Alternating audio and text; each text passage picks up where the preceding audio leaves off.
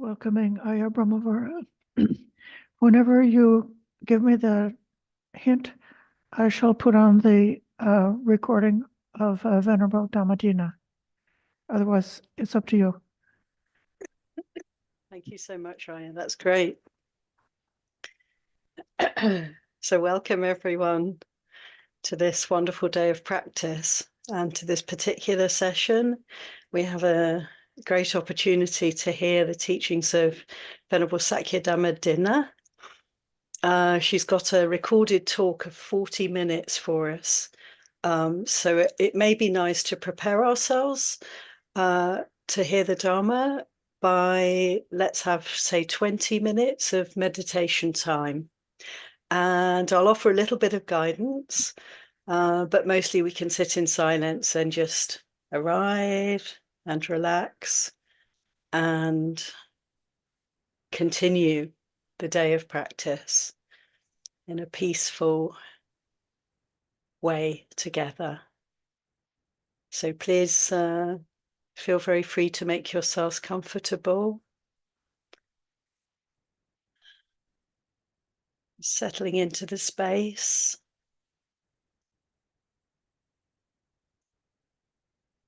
Bringing the attention more fully to bear on this body. This one here, sitting, whether we're together with others, whether we're sitting in our space alone, we're here together as Sangha, so supportive, so helpful to come together as we are today. But we can really take the Buddha's teaching to bring the attention to the fore, here, to this mind and body. Closing the eyes, attending to the posture as needed, so that we're sitting upright. Feel the feet and the butt on the ground, on the mat, supported by the earth, resting.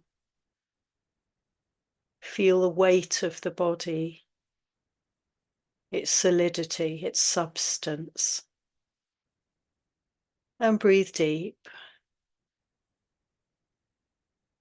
And beginning to bring the attention very fully now to bear on this body breathing. Home, the temple, the place of practice.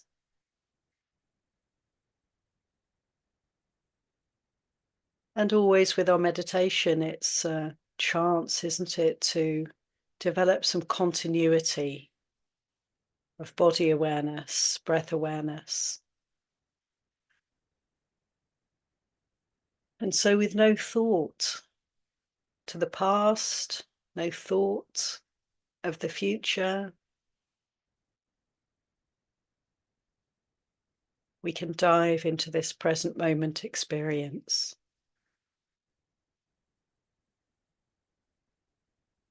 Using the awareness of body as our anchor, our foundation. And we can deeply relax and rest here.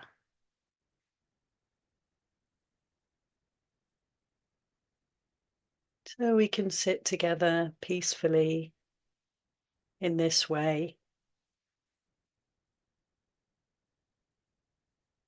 We have 15 precious minutes or so, friends.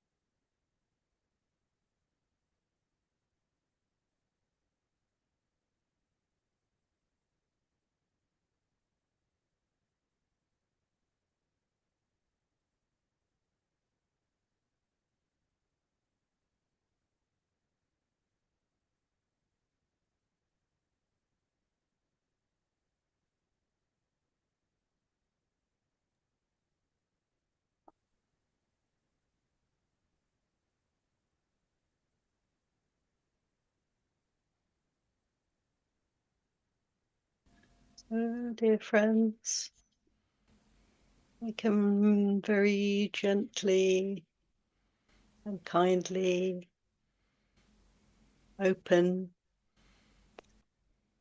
the eyes, open the ears, and open the hearts.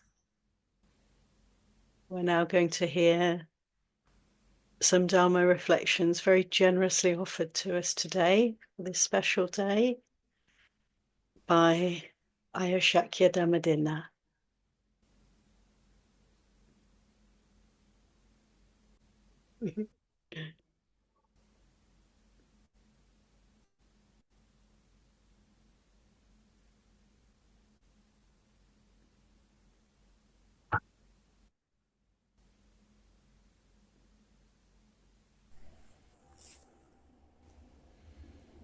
Namo tassa bhagavato arahato samma sambuddhassa. I pay my homage to the Supreme One, the Enlightened One, the Sama Sambuddha. I pay my homage to His Supreme Dhamma and to the Savaka Sangha. I pay my respect to my teachers who gave me this wonderful path of Nibbana. And I would like to thank the Thaloka from Dhammadharani and Ayya Sobhana from Dhammadharani, who gave me this wonderful opportunity to share the Dhamma with all of you. Today, on the auspicious day of Parinibbana of our founding mother, I would like to pay my deeply, heartily gratitude and respect to the founding mother of Bhikkhunī Sangha, Mahāpajāpatī Gotami theory, who not only got arahantship alone but also took 500 Sakyanis with her and helped them to attain the Nibbana. Today is a very special day for Bhikkhunis and for all the lay women around the world, because today is the Parinibbana day of Mata Mahapajapati Gotami. Mata Mahapajapati Gotami was, I would say she was very important for us, because if Mata Mahapajapati Gotami was not there, maybe we won't be able to come into this life and become the Bhikkhunis. It is wonderful, that she started her journey around 2500 years ago, and now after 2500 years after, we are here following her path. And today, Uposatha day, she attained Parinibbana. This day is not only the Parinibbana of Mata Mahapajapati but also the Parinibbana of another 500 Sakyanis. And I am very happy to share Dhamma with you. Today I'll be sharing some qualities of Mahapajapati which make her important in our life. Mahapajapati was she started a remarkable journey in the history of Buddhist world, especially in the history of India. You know that India has been very patriarchal society, We have men as the leader of the society. Nobody has seen a woman as the leader of society or as the leader of some Sangha. But Mahapajapati, she started her journey and she became the leader of many. And it was really remarkable in the history of especially India, where women till now, even it's already been 2500 years, but still women are not considered as equal to men. Women are always considered inferior to men. But how that thought, taking ordination as a woman, leaving her home behind, her family behind, it was really a good thought, the first thought in the mind of Mahāpajāpatī Gotami. Like, it was really wonderful, because today we cannot think of that. I pay my deep gratitude to Bhikkhuni Shakya Mahatheri, from India, from Nagapur, who took the first ordination, who was the first Bhikkhuni in the modern world. She took ordination in 1998 in Bodh Gaya, when there was no Bhikkhuni in India. At that time, she discussed about her difficulties, what difficulties she faced at that time. She discussed it with me and with other Bhikkhunis, who told me later. And we still have Bhikkhuni Silachara with us, whom I always invite in all my programs. And sometimes she discussed with us about how hard it was to take ordination. And I was wondering that nowadays in the modern world, we have the Constitution of India, and we have women empowerment, and we know that we consider men and women equally. But still, they faced a lot of problems, a lot of difficulties in taking ordination. Many people tried to stop them, that there is no Bhikkhunī Sangha. So we can just imagine how hard it was for Mata Mahapajapati to just think about it, and not only think about it, to fulfill it. Her great quality, like having strong determination, was really wonderful. How determined she was that even after Buddha rejected her request 3 times, we know that in Kapilavattu, she requested 3 times to the Buddha, and Buddha refused her request 3 times. But even after being rejected 3 times, she did not give up. How wonderful it is, because as a person, now I think that we are a normal person, right? If we are requesting someone to give us something, and if they reject, they may reject 1 time, we may ask them gently for the 2nd time, or maybe for the 3rd time. But if they still reject it, as a normal human being, what would we do? We may, maybe, as for my opinion, I think that if someone reject us 3 times, reject our request 3 times, then first thing, we will sit quietly, we will go back to our home, crying or weeping, or maybe having a lot of bad thoughts in our mind. Or maybe we will just shout there, we will show our anger, why are you rejecting? But her strong determination, how strong she was from outside, how strong she was from inside, and how firm and gentle she was from. We say that, we take example of coconut, right? Coconut shell is hard outside, but coconut is soft inside and very delicious. But Mahapajapati was opposite of that, as I think, because people always appreciate the other people who are like coconut, who are soft-hearted and hard outside.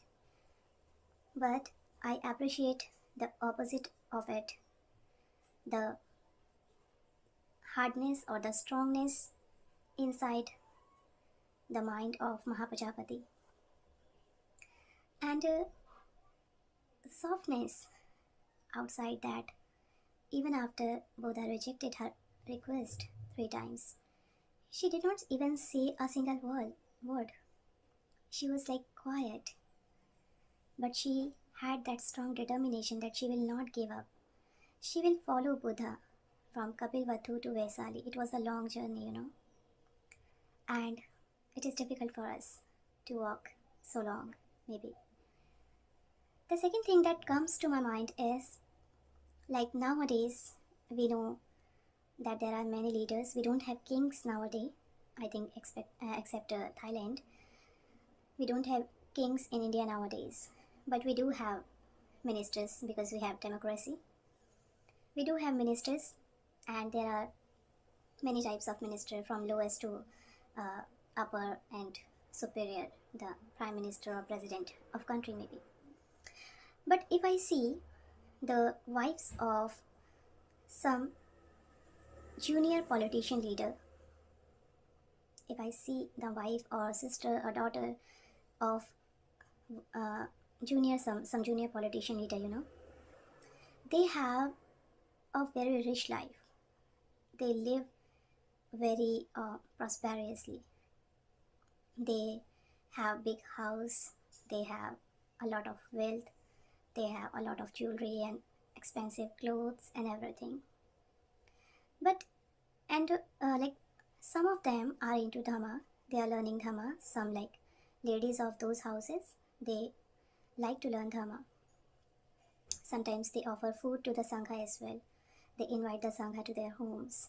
They visit the viharas. So I was just imagining that if I say to some of those ladies to take ordination, then it will be very difficult for them. Very difficult. I would say it would be impossible for them to take ordination, because it is considered in India nowadays that if someone is taking ordination, then he or she should be poor. He or she should be an orphan.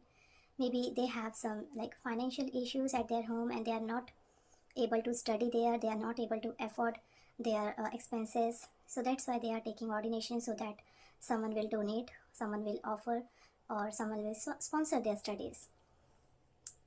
But we have changed the concept, If we are learning Dhamma, so we know that Mahapajapati, she was a queen. She was as rich as the wives of maybe the president or maybe the prime minister of any other country. And if she was that rich, she had everything with her. She had a lot of money, she had a lot of servants and everything. But still, she took that decision.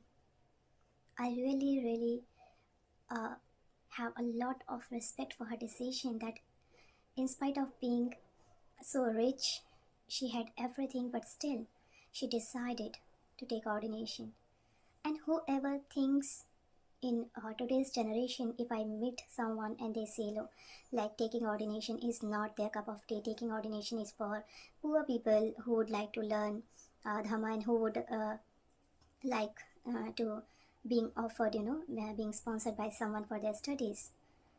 So even now today we can give them example of Mahapajapati, that she had everything. Then why did she choose to leave her home? We should know that Nibbana is something, learning Dhamma is something, and poverty or any other reasons are something else for taking ordination.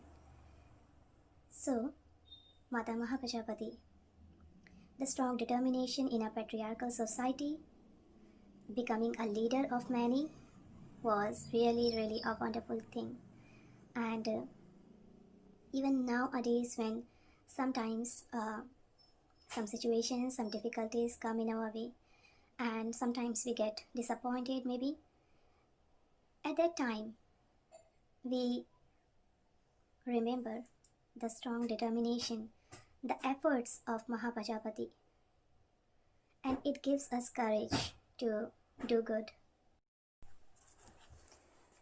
And then we talk about how friendly and helpful she was.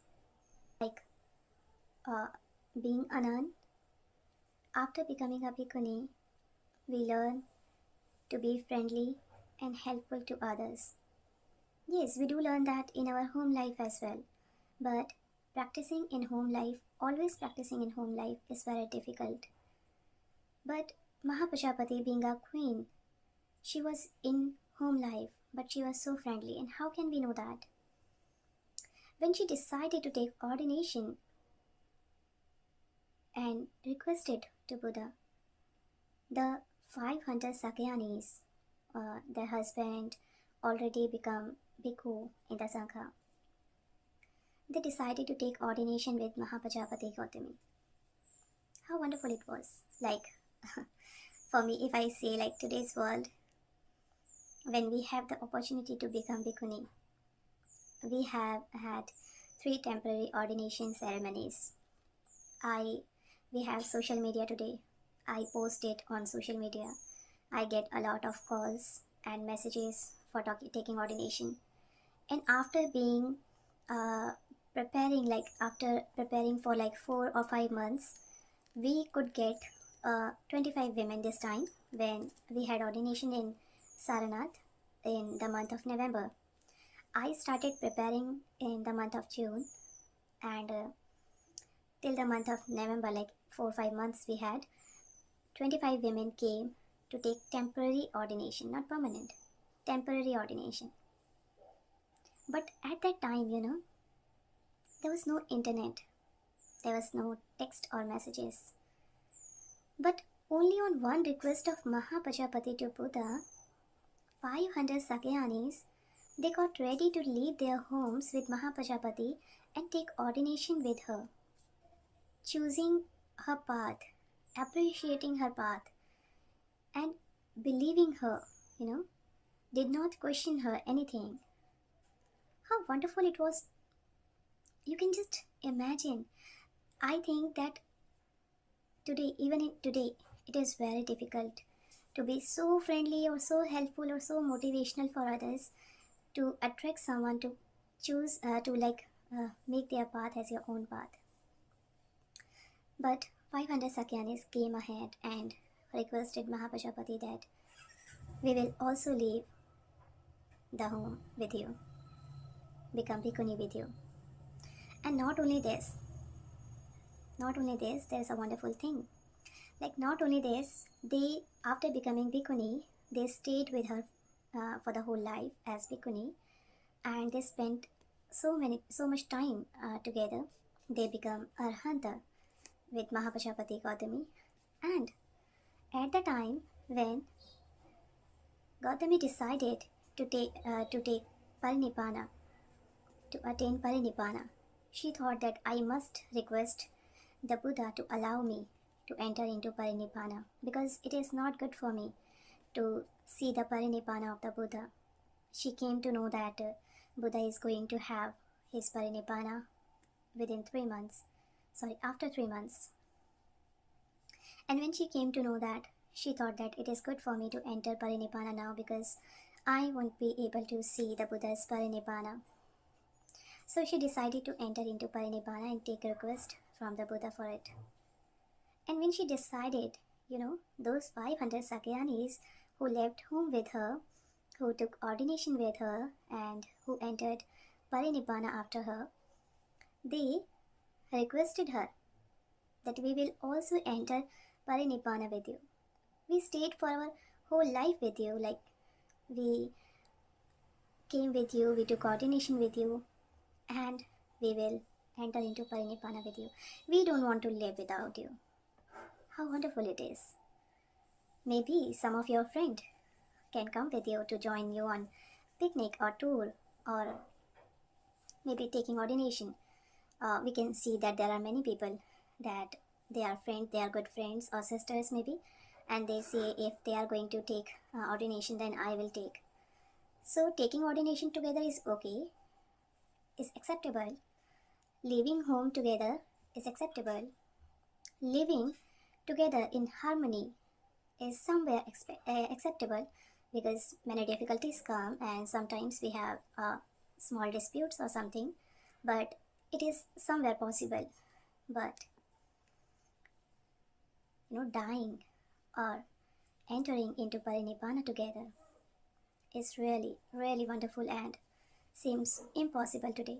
If you say that I am going to die today, so no matter how your friends are good with you and how much your mother or father loves you, how much your sisters loves you, but nobody will enter into Parinibbana, nobody will die with you. It is really impossible. But how wonderful the qualities of Mahāpajāpatī, that she encouraged those women so much, she motivated those women so much, and she was with them for the whole life. And how wonderful the qualities, or how wonderful the Mahāpajāpati's presence was there, that even after that those women wanted to enter Parinibbana with her. I really, cannot even imagine about how wonderful it was. Not only this, when we study the theory Apadana, Mahapajapati Apadana Gatha, then we come to know that when Mahapajapati and 500 Sakyanis, they left their residence to go to the Buddha and to make a request to him to allow them to enter Parinibbana.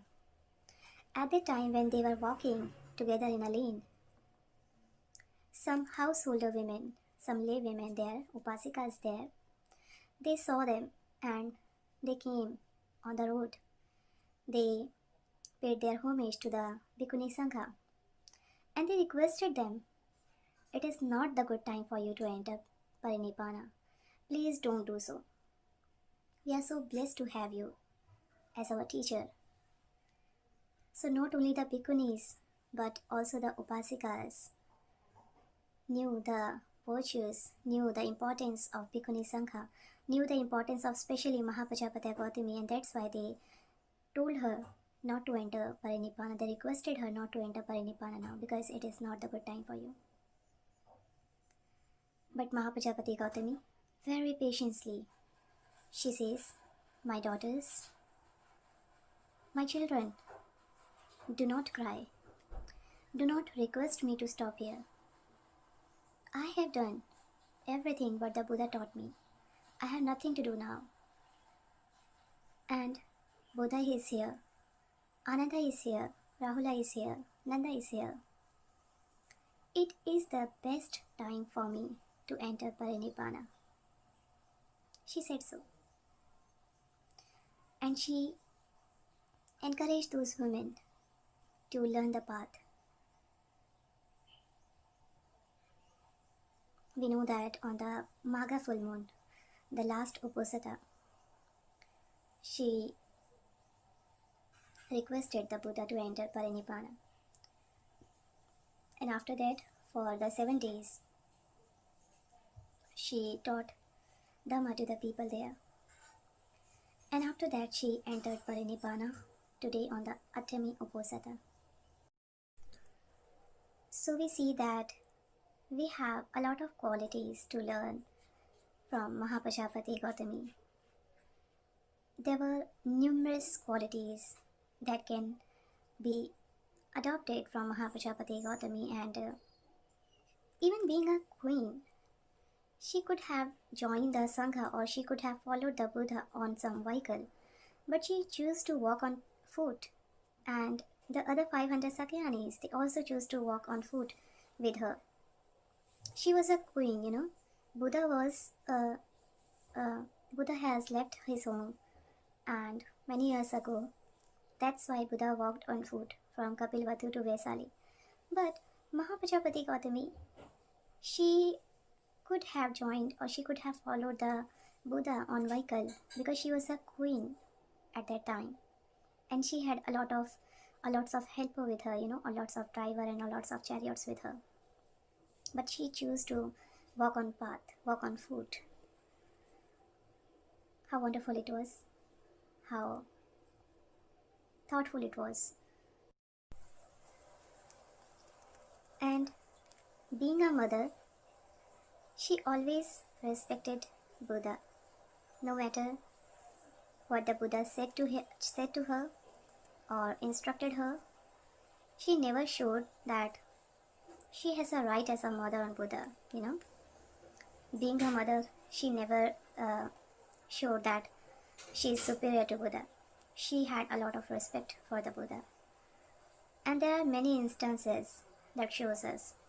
If we talk about her journey, the beginning of her journey, then when she started her journey, she requested Buddha 3 times, but Buddha rejected or refused, and she did not ask the reason.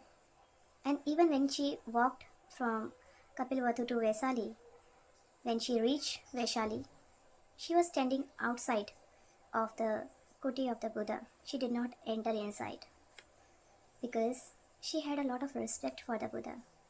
She waited until the Ananda came.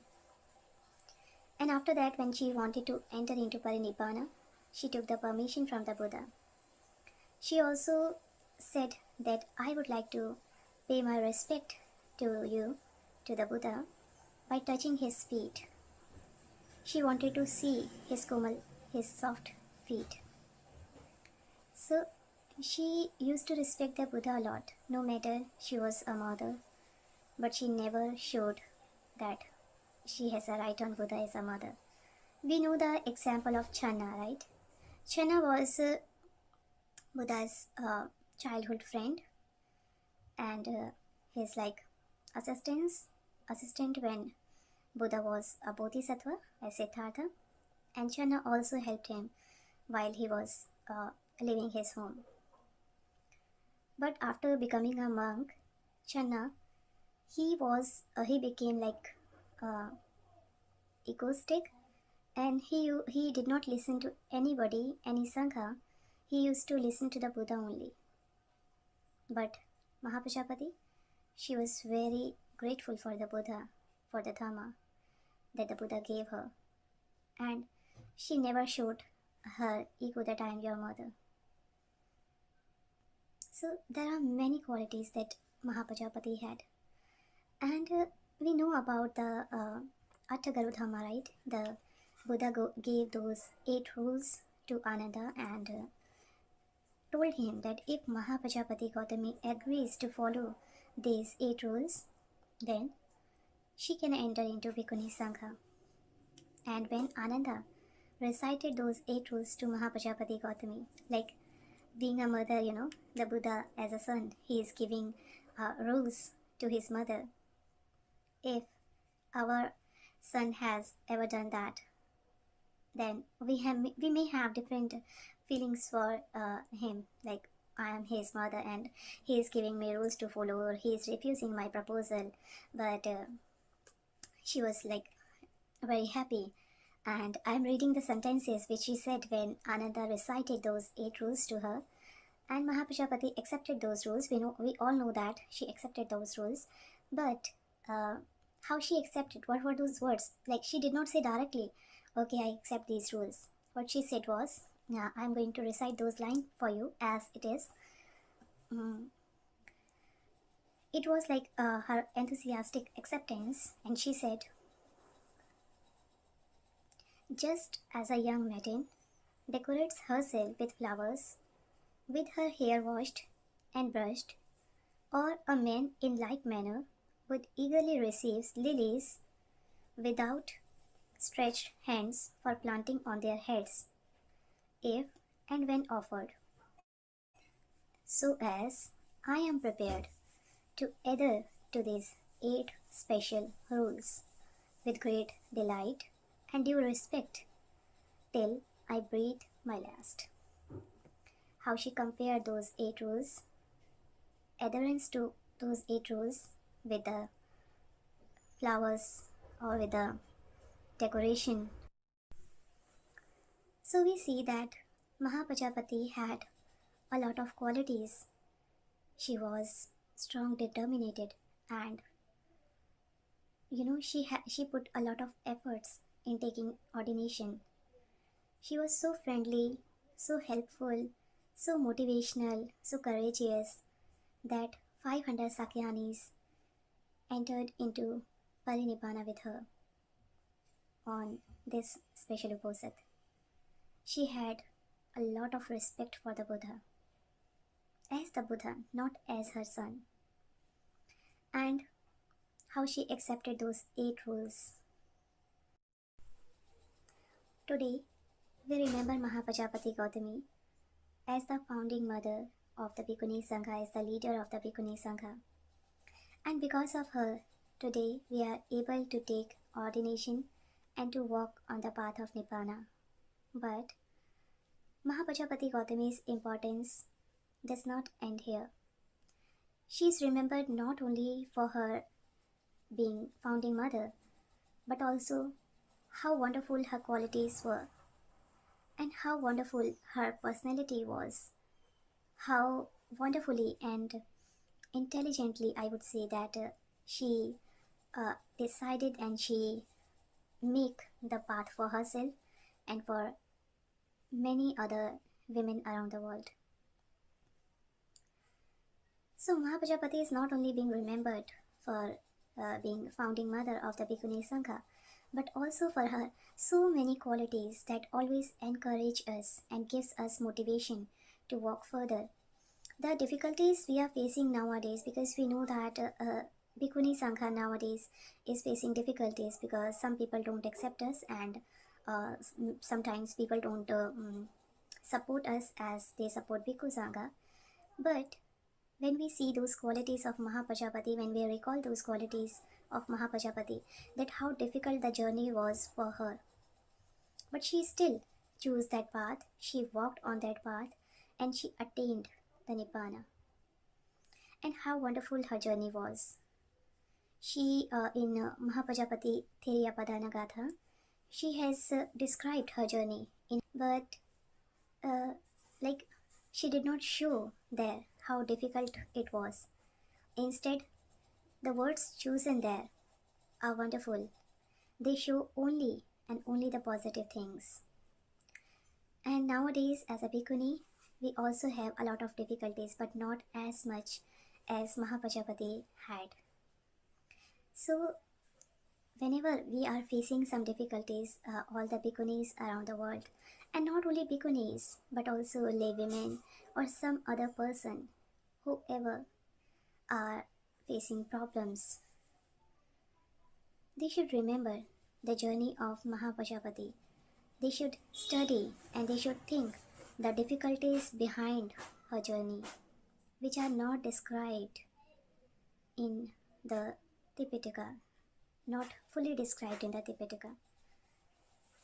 But we can only know, if we think deeply, that there were many difficulties behind her journey, but still she was firm and she was strong, determined, and she chose to walk on the path even with so many difficulties.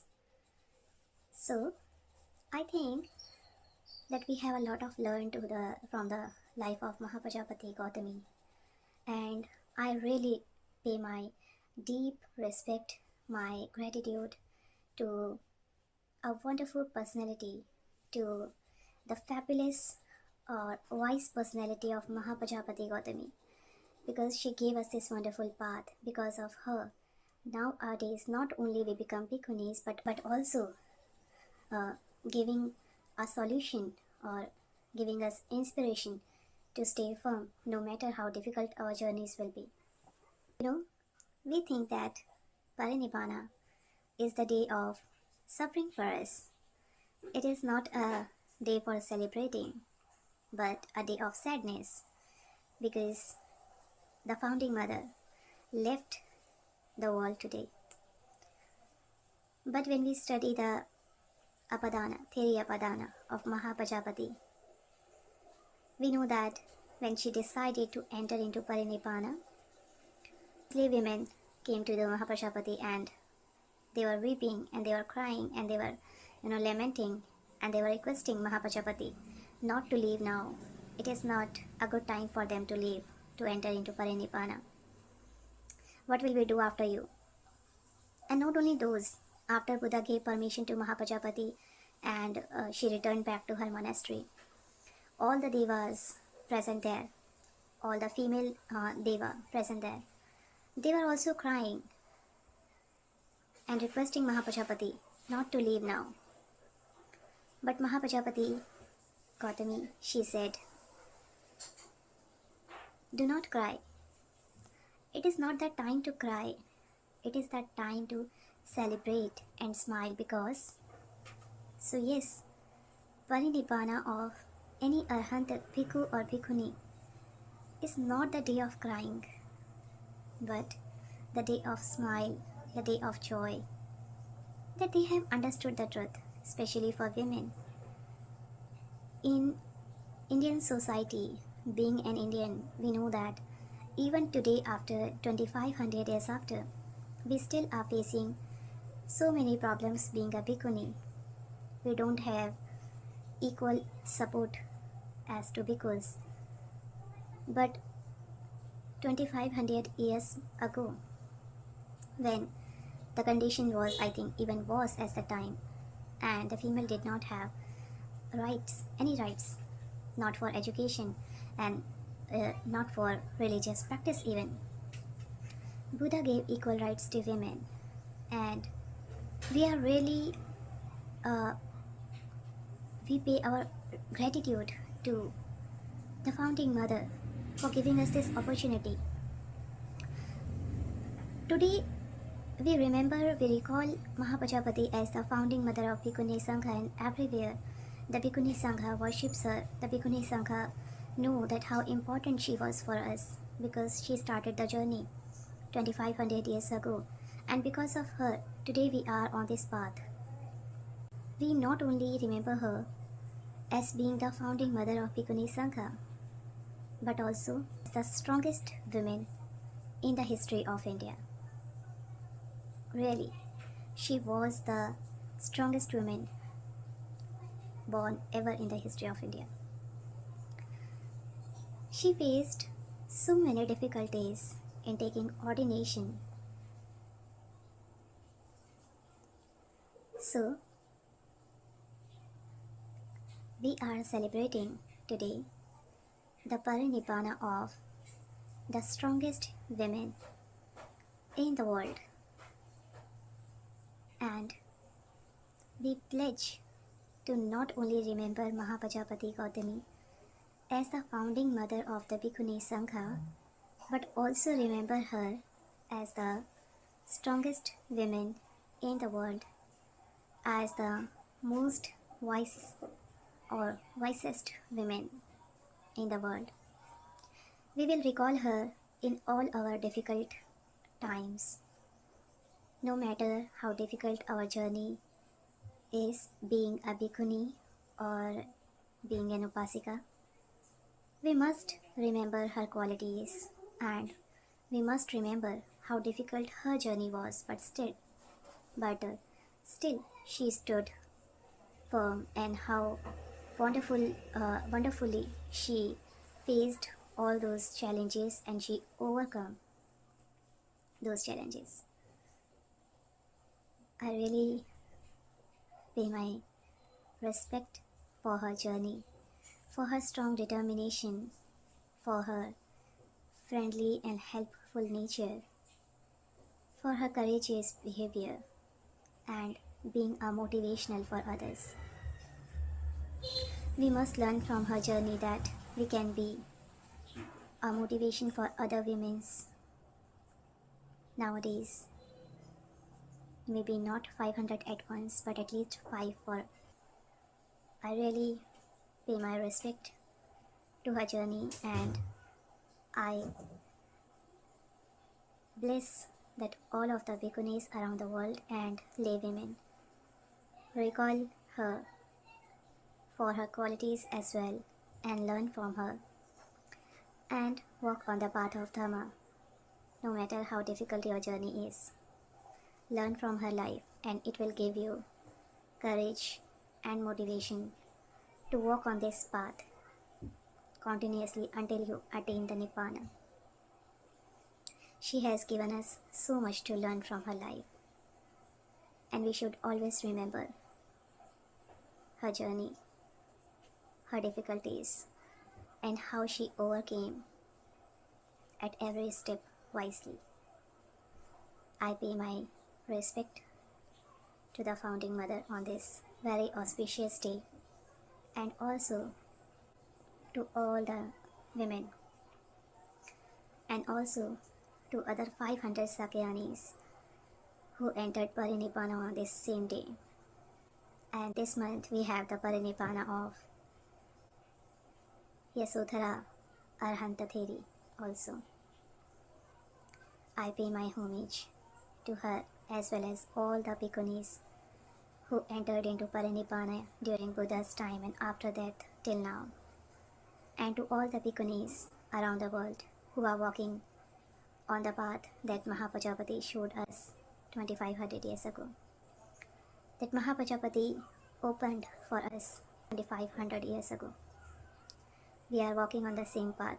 Some are going ahead, some are walking behind us. Keep walking, facing the difficulties overcoming those difficulties wisely and learning it every step. Sadhu, sadhu, sadhu. Sadhu. Bhavatu sabba mangalam. Bhavatu sabba mangalam. Bhavatu sabba mangalam. Sadhu, sadhu, sadhu. Sadhu. Sadhu. Sadhu.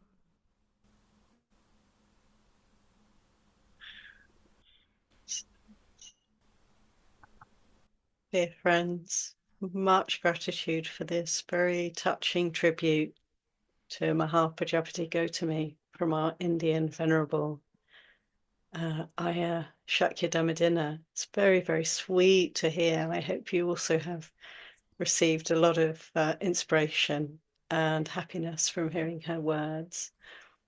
And we have to conclude this session now, but hope that you'll be able to come back later. We have the 1 o'clock Sutta study, special, really. And also this evening, reflections and Dhamma sharing. So I hope you're all going to be practicing today as much as you can and joining these wonderful sessions. I'd like to finish by requesting from Ayya Sobhana, concluding chant, homage to the Buddha Dhamma Sangha.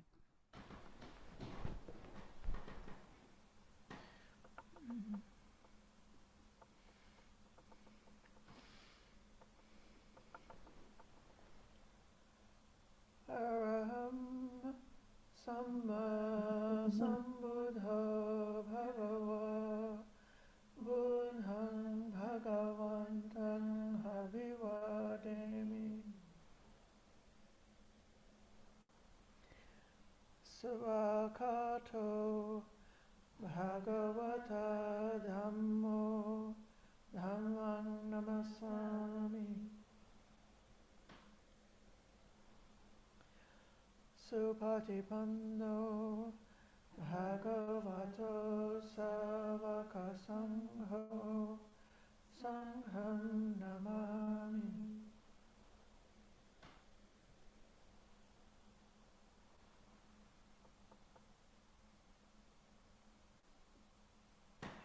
Thank you, Ayya. Sadhu, sadhu.